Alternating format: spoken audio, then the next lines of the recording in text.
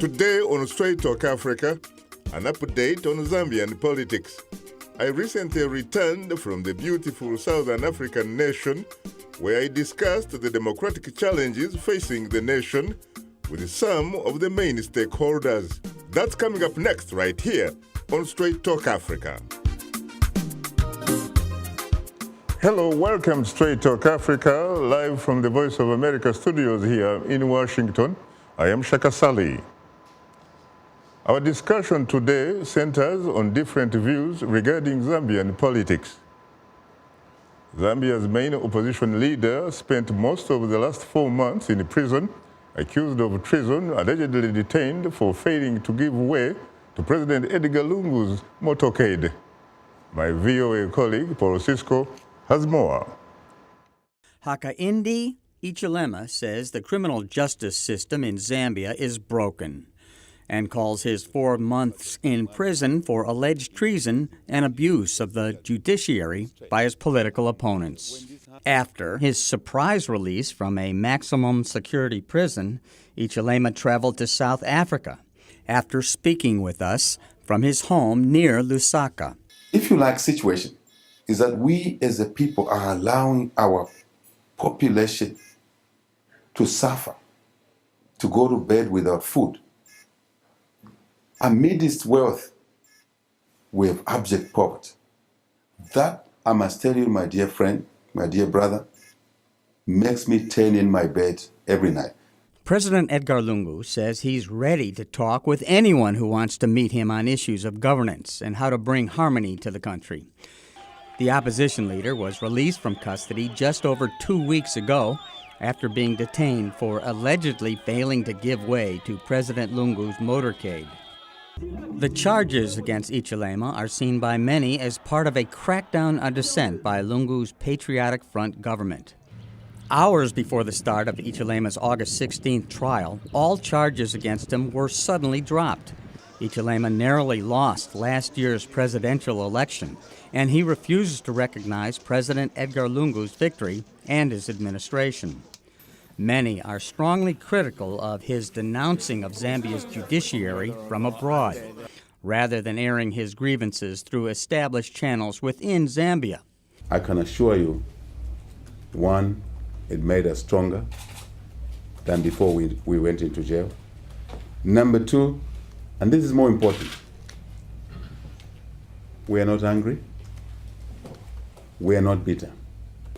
President Lungu said, quote, "If you don't respect the sovereignty of your own country, no one will respect you."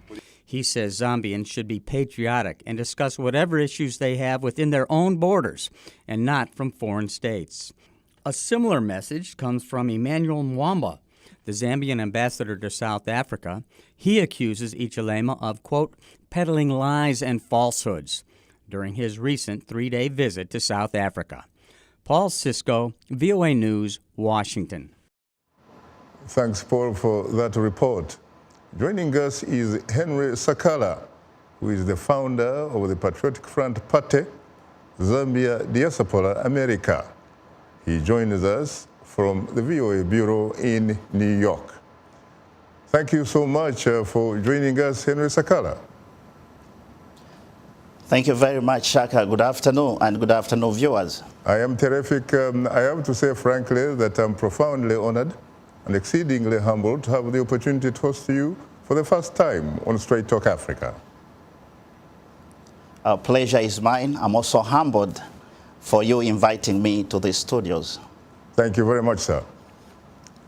Zambian opposition leader Hakainde Hichilema says he is happy to be alive and out of prison. I recently spoke to him at his home in the suburbs of the capital, Lusaka. First of all, Mr. Hakainde Hichilema, I would like to say that I'm profoundly honored and exceedingly humbled to have the opportunity to interact with you at your residence in the Zambian capital of Lusaka. Thank you very much, my colleague. You're welcome to our residence. You're welcome to Zambia. We're grateful to have you here. It's really a pleasure, especially because There was a time I remember when we talked. Remember one time we actually hosted you via telephone link-up. Yes. And I once said that I was looking forward to visiting Lusaka and hopefully meeting you and exchanging some social amenities. And here we are. Absolutely. Talk to us about the deal that led to your freedom, as it were. Yeah, I'm not sure if we can call it a deal, but I think I would like to define it as a situation, as a development that basically most people now understand that there are many things going on which are wrong in this country, and they've remained unresolved for a long time. And it had to take my incarceration, charged with the heinous crime of treason, to crystallize, the need to resolve these outstanding issues. And many of them are outstanding, which have created difficulties amongst ordinary citizens to conduct their life, to exercise their freedoms in their full level. So this opportunity that has arisen, unfortunately, out of my incarceration, to resolve legacy issues is what I would define it. And this is what we believe we need to do going forward. What are some of those outstanding difficulties? We have a breakdown in the rule of law in our country. There are many areas where the rule of law is not applying, or it's being applied in a selective manner for the few and not for the rest of the members of our community society. We have a situation where human rights, basic freedoms have been denied to the citizens of Zambia. Again, selectively.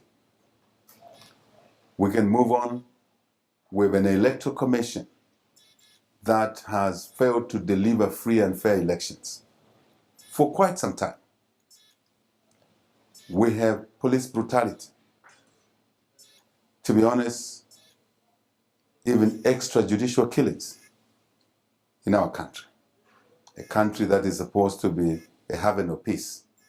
A country that has been host to so many refugees over years.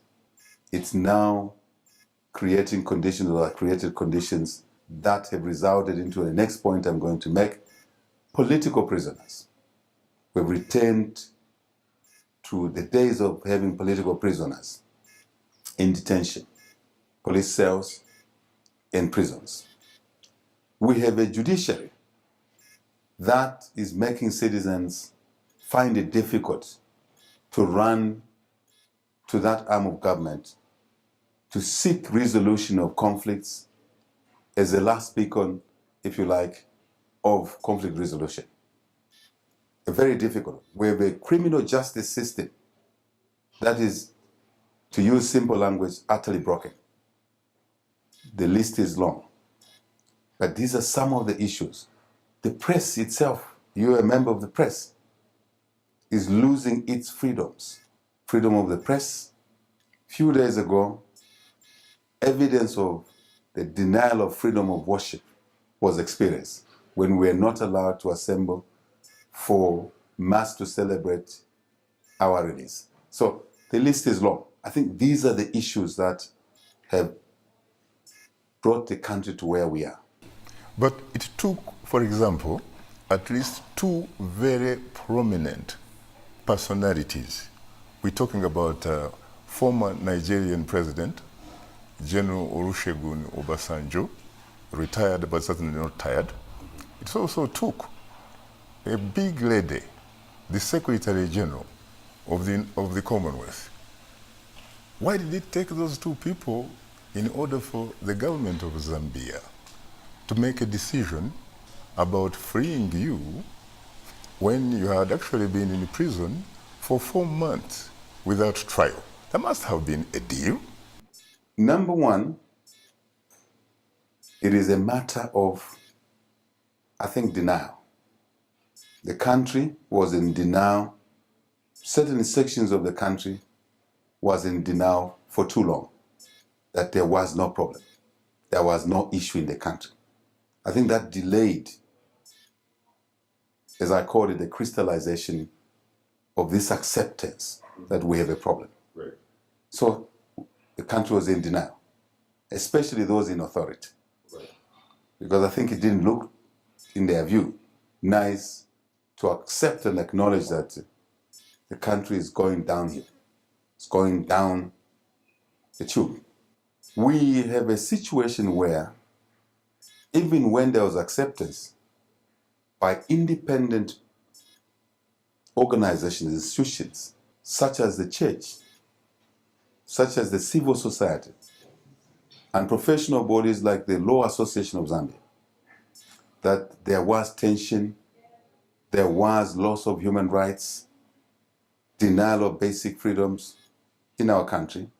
Those in authority continued to apply negative, if you like, reaction even to those independent institutions. They spoke, the church spoke, described the situation correctly.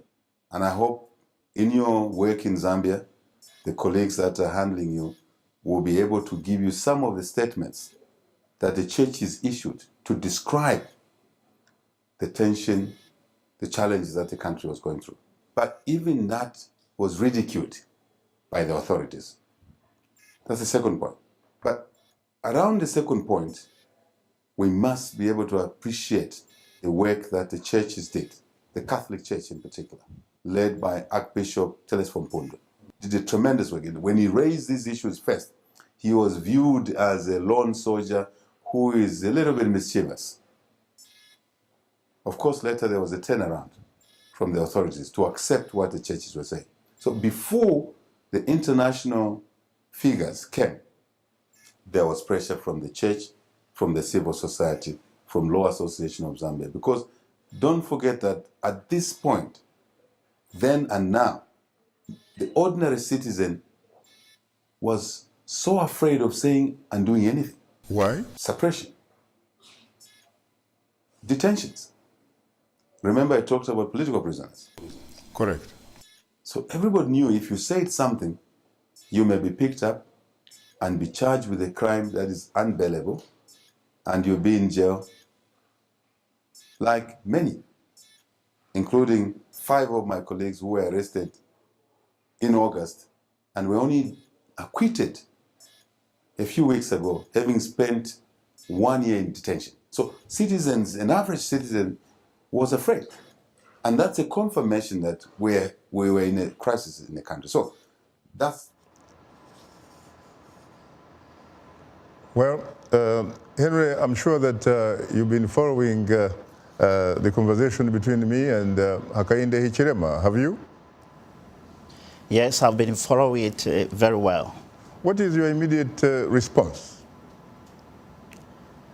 First of all, Shaka, Hakainde Hichilema is a politician, and his response is mixed politics with the truth. Then we should separate politics and truth. Then we find out what is true. Part of the stuff he's saying is true, and part of the stuff is what we should expect from somebody who has failed the election.